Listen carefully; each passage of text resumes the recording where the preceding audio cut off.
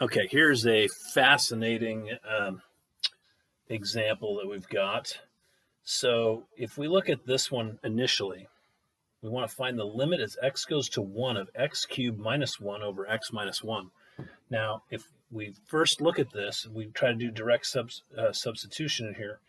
We put in a 1, we get a 0 divided by 0, and we can't do it. However, there's a trick to this. We have this theorem here.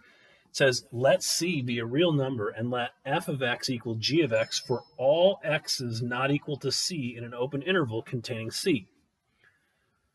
Okay, so basically these two functions, f and g, are going to be identical except for at one point at c. Okay? If the limit of g of x as x approaches c exists, then the limit of f of x also exists, and the limit as x goes to c of f of x equals the limit as x goes to c of g of x. Okay, so how does that help us here? Well, check this out. If we factor this, we can make this the limit as x goes to 1. The top will factor to x minus 1 times x squared plus x plus 1 all over x minus 1. Okay. Now, this is the difference of two perfect cubes, by the way. You probably forgot that from last year. So, now check this out. We've got an x minus 1 on the top and an x minus 1 on the bottom.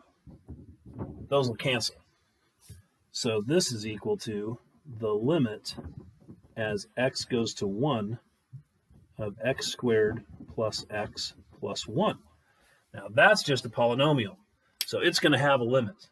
And I can use direct substitution and just put in 1. And so I get 1 squared, which is 1, plus 1 plus 1. So this is equal to 3.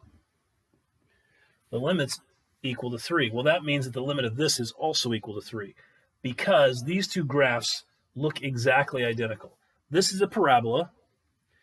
This is the exact same parabola, except that it has a hole in the graph at x equals 1. And so they have the same limit because it approaches that hole from both sides at the same point.